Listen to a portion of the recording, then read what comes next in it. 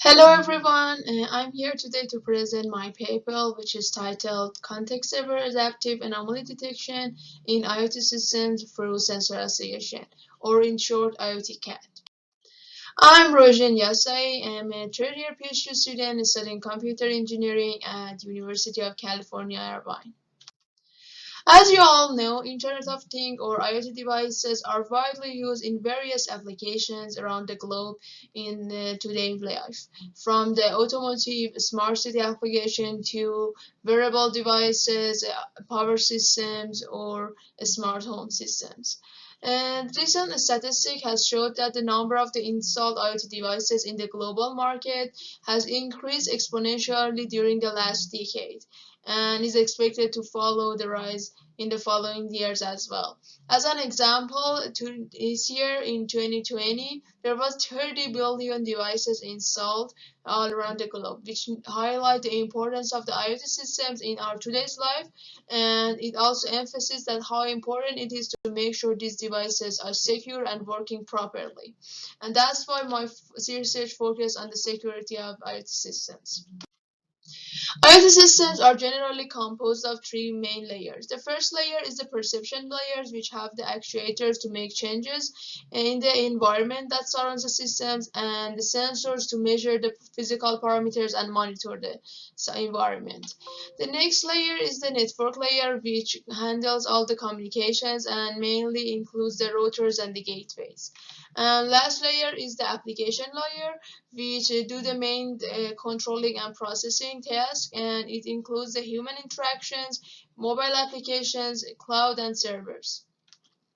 Most of the works in the literature focus on the application and network layer, while there are lots of informations involved in the physical layer of the IT systems because they are a cyber physical system which are in direct contact with the physical world. That's why we want to leverage these information and which is can be called the context of the systems, and we focus on anomaly detection in IoT sensors. IoT systems can be seen as the control systems, and let's see how. First type of IoT systems are the monitoring kind that we have the actuators and the sensors, but they don't have any controller. But even in these kind of systems, there is a users that react based on the measurement of the sensor to manipulate the actuators and change the something in the environment. So still it can be a control system, and we can see a loop in the schema of this kind of systems. Another type of the IoT systems are the one that include the main controller, which can be a control based, machine learning based, or have the manual controller. And these systems can be exactly plotted as a control system with a closed loop. As you can see in this scheme, and there's a loop, and the controllers works based on the measurements of the sensors, and it's really important to ensure that these measurements are valid and they are not manipulated or they are not faulty, because any kind of attack or fault during the environment or sensors can break the control loop and the system will fail to work properly. There are tons of disaster challenges in this area. First of all, the IoT data are multivariate time series data, which are collected from heterogeneous network of sensors with different data dimensions, sampling rates, and specifications and locations. Also, the low cost and the resource constrained sensors which are used in the IoT systems are sensitive to noise and produce low quality data. Additionally, lack of prior knowledge about the possible anomalies and the scarcity of the anomalous observations has caused the problem that there isn't enough labeled data as anomalous, and the conventional supervised machine learning techniques fails to work for these systems. And lastly, dynamic characteristics of the IoT systems has caused them to be changed and altered because of the environmental variations, human interactions, mobility of devices, or updating the firmware or software of the systems. In order to address the information problems in research challenges, we are going to leverage the information which relies between the relation between the sensors, which call it context, and we have developed the context-aware sensor association algorithms, which try to extract the fingerprints and the patterns of the sensor data, and also it has a multimodality clustering method to associate the sensors that are similar and they are experiencing the same contextual variations. And then we have created a consensus strategy and an unsupervised anomaly detection method based on the recurrent neural network, which make the prediction for future sensor predictions, sensor values, and it eventually use the consensus strategy to say and define a type of anomaly which is as a result of manipulation and attack in the sensors, or is just as a result of incident in the environment. And lastly, our model is adaptive, data-driven, and periodically updates itself to new conditions in order to address the dynamic characteristics of the IoT systems.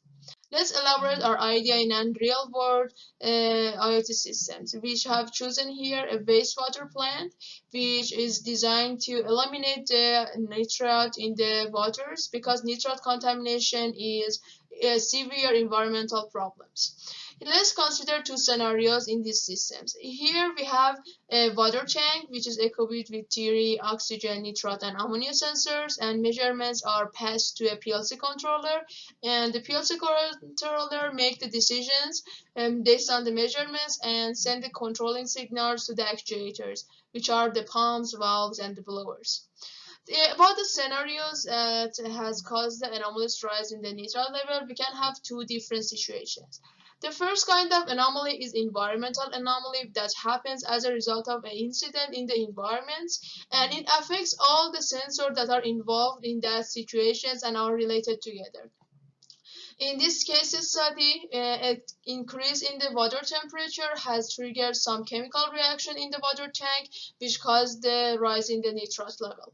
If you look at the data and the measurements of the sensors in the figure, you can see that initially the trend line of the sensors have the similar patterns, which shows that these sensors are related, although they are measuring the totally independent and different chemicals in the water tank. And when you see in the case of the environmental anomaly, all the sensors are showing the anomalous values, and despite of observing a anomaly, we still see the patterns of the sensors are consistent, which shows that it's just happened as an incident in the environment. In comparison to another situation, which only one sensor is manipulated or attacked by and maybe is broken, and only one sensor shows the anomalous values. Look at these figures. Initially, they have the same patterns in the trend lines, but an anomalous change only is seen in the nitrate sensors, which is faulty or broken, and other sensors doesn't show the anomaly in these situations. It's really important to figure out the type of anomaly and source of it in order to know how we should deal with it. And one of the major contribution of our work is to differentiate between these two types of anomaly. If you want to go through the workflow of our work, in the training stage, we develop our models and train it, and in the inference stage, we use it to detect the anomaly in the system and differentiate the type of it. Let's go through the modules one by one. The first module is the context generation, which extract the fingerprints from the sensor data. I elaborated in an example. Here you can see we have a temperature sensor signals, the purple signals, and we have calculated the average of signals in the fixed intervals during that time. And for each interval, we want to assign a binary bit to it, which represent the variations in that time interval. So we compare the average value of two consecutive time intervals. If we can observe a large difference, as you can see in the timestamp T1, we assign 1 to it, but if it's just small changes and is not notable, it assigns 0 to it, and eventually we will have a binary fingerprint which represent the variations in the sensor signal during the time. In the next step, the sensor association modules use the extracted fingerprints to cluster the sensors that are related together. Here I have another example.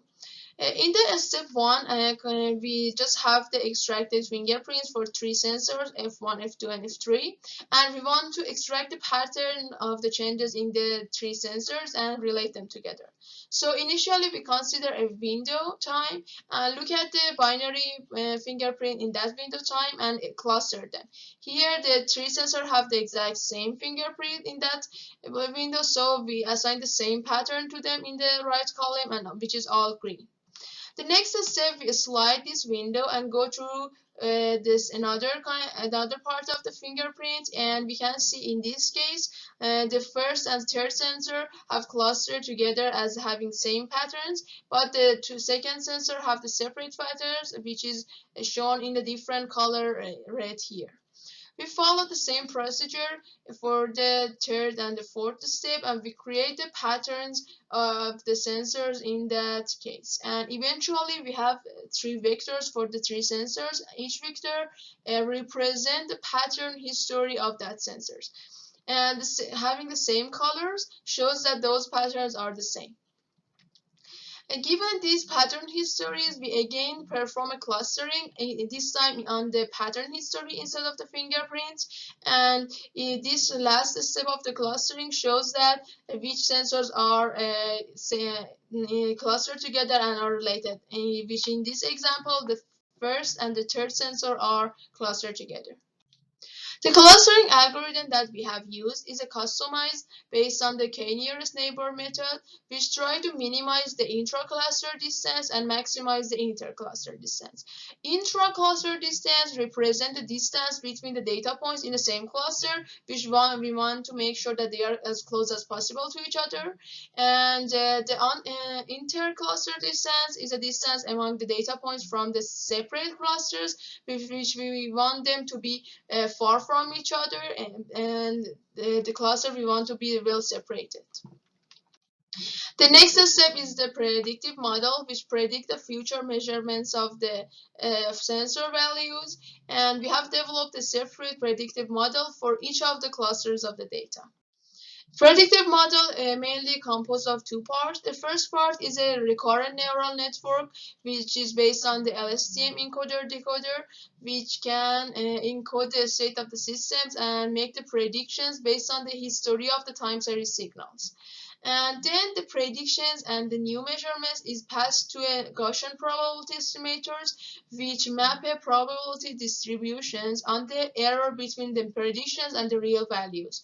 And eventually this distribution is used and passed to a threshold block to define that if the situation is anomalous or not.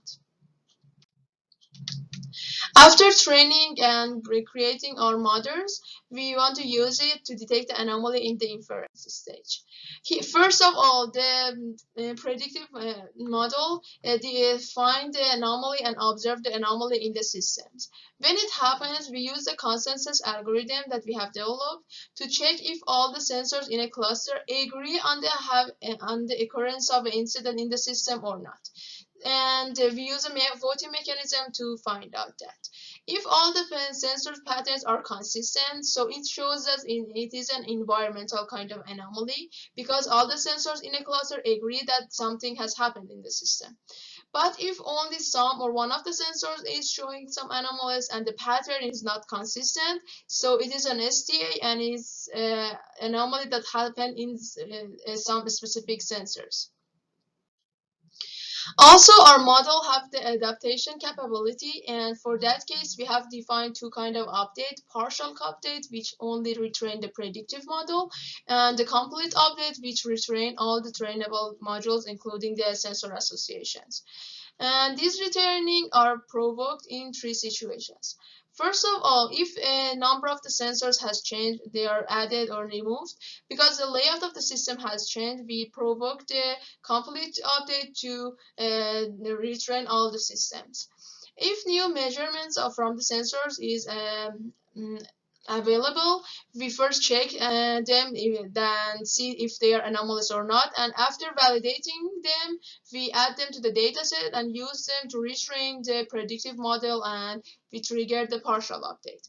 And lastly, if the complete update is not triggered for a fixed interval of the time, we trigger it to make sure our model is consistent and updated to any situation in the environment and in the system. In this slide, I want to explain our computing architectures. Recently, because of the limited bandwidth of the network and the rapid expansion of the IoT nodes and the quantity of the data, fog computing has appeared in order to respond to these problems, and also it tries to bring the computation and services closer to the end users. The architecture of the fog computing, including the three layers. The first bottom layer are the edge nodes, which are the devices in contact with the physical world, and they have a really resource constrained uh, computations. In the next step are the fog nodes, which they have more computation power and they can distribute and make some middle kind of computation on them. And the last layer is a cloud, which is the servers that are the most powerful and potent component for the computations.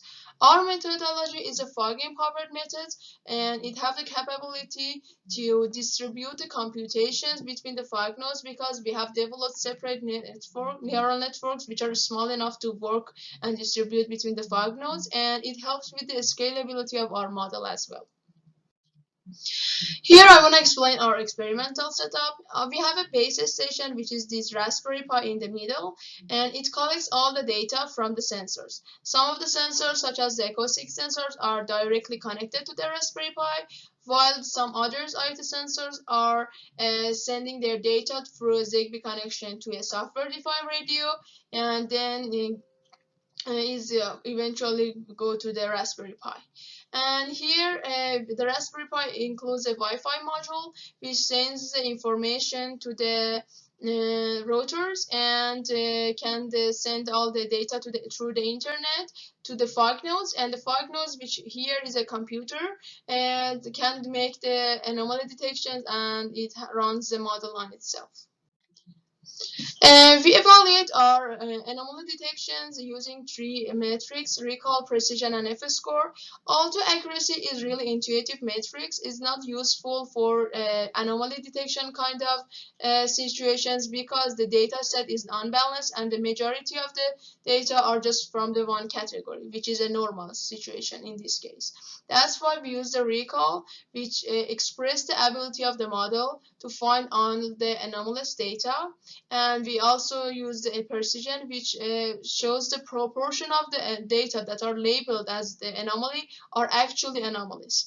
And eventually the F-score is a weighted average of the precision and recall, which is a very great metric for evaluating the model and to see that it has the both capability mentioned before. As you can see in the result table here, our model outperformed all the existing methods in the literature because we leverage the context-aware algorithm. Also, we want to evaluate our sensor association performance. So one of the main contribution of this clustering method, it can tune the number of the clusters. So in this case, we have set it initially to 20, and it eventually ends up with 6 clusters. In order to see the performance of the model, we look at the distance between the sensors in a clusters and sensors from the separate clusters, as it's depicted here. And the more there is a difference between these two, it shows that the related sensors are clustered together, and separate clusters are well separated from each other. And it shows that the clustering method has been successful. So in the case study, we want to look through the three sensors that are clustered together: light, humidity, and the temperature sensor. If the first interesting observation is that the prediction and the real values of the sensors are following the same patterns and are very close together, which shows that our predictive model has done a really good job predicting the measurements. Another interesting observation is that the patterns of the changes in the sensors are pretty similar, which shows that they are related, and the clustering has done a good job to put them in the same cluster and associate them. Also, we have here in synthetic kind of anomalous incident, which is a fire in this case, to show that an environmental anomaly can affect all three sensors since they are related. Another property of our model is aliveness, which is assessed here in three scenarios. The first and third and second case involve addition some temperature values by 15 and 5 centigrade for the day. These cases shows the system degradation and environmental variation effect on IoT systems. Third case, a sensor is removed and it shows out how the system will change if the layout changes. And we evaluate the model in two situations. When we have a complete update, when the model only partially updates itself, and when it doesn't update at all. If we look at the first two graphs, we can see that if we have the partial update capability, and the model can handle the changes in the temperature and keep the precisions high. But if we don't have the update, the precision drops a lot, and the more we make the changes, it drops more because it cannot anymore learn and adapt to new situations. And in the third case, we see the importance of the complete update, because when the sensor removed, the layout has changed and there is a mismatch between the model and the system. So the model fails to work unless we have the complete update to learn the new systems and the layout of this IoT system. And lastly, we look to the robustness of our model by adding different kind of noise to the measurements. Here, the Gaussian noise, ping, and the uniform are added, and we increase the energy of the noise to see how well our model will perform and compare it with the existing methods. As you can see, the existing methods in the literature are much more sensitive to the noise, while our model is resilient and can keep the high precision for a acceptable level of the noise. Thank you very much for listening. Please let me know if you have any questions.